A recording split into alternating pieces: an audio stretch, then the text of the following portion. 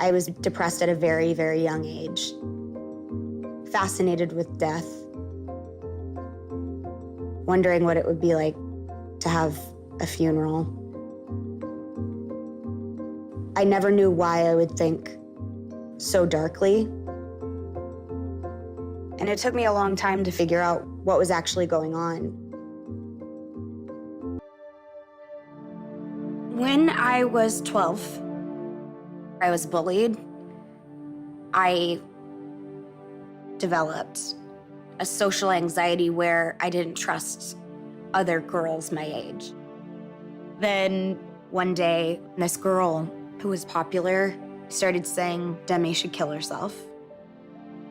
She should slit her wrists. And it resulted in a suicide petition that got passed around. And she had other classmates sign it. When you are carrying a franchise, there is a standard that everybody expects you to operate. And I think that it caused a lot of anxiety for her. And it didn't let up at all. It just mounted more and more. All of a sudden, she had to be this role model. And I don't think she was ready for that. I started feeling pressure to look a certain way, to sing music that I felt people would like, rather than sing music that I would like. There was more pressure to succeed, you know, numbers on charts, and I was a perfectionist, and I really wanted to be the best of the best. She was depressed. She would sleep all the time. I think it became obvious that she was struggling with herself. And I didn't realize that it was actually signaling a larger issue. I just came to a breaking point. I felt pathetic, and I knew that I had to change. We had an intervention with my team, and I made a decision in that moment that I was going to change my life around. The next 12 months were extremely difficult.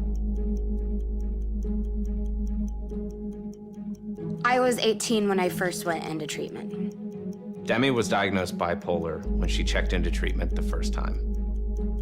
When I got diagnosed with bipolar disorder, it just made sense.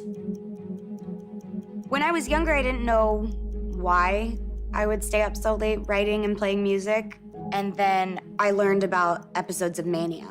And I realized that that's probably what it was. I was manic. In a way, I knew that it wasn't my fault anymore. Something was actually off with me. You really have to lean into the people that are trying to support you, like my family, like Mike and Phil. You know, you really have to surrender, because that's when the change is going to happen. I would say hold on, because the longer you go without acting on an urge, the easier that it will be for you, and the more resilient, the more strong that you'll become, and you'll be able to show that light to so many people. It's a very, very serious thing to want to take your own life, to consider taking your own life and taking your own life. And it's not something that should be thought about lightly. And if I could tell anybody that's thinking about taking their own life, is to reach out to people. Don't hold it inside, don't isolate. Reach out to people, whether it's close friends, family. If you feel like you don't have anybody, look within yourself and try to find that resilience that will ultimately get you through whatever it is you're going through. Every single person on this planet is worth life. My inner dialogue has changed so much. I want the help.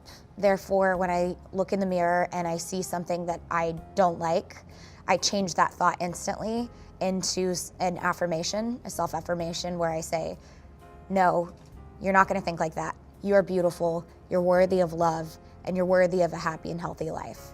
And that kind of changes my energy, my mood. And sometimes I have to fake it till I make it. Sometimes I don't believe it, but I say it because I know that eventually I'll believe it. And it's kind of changed my life today.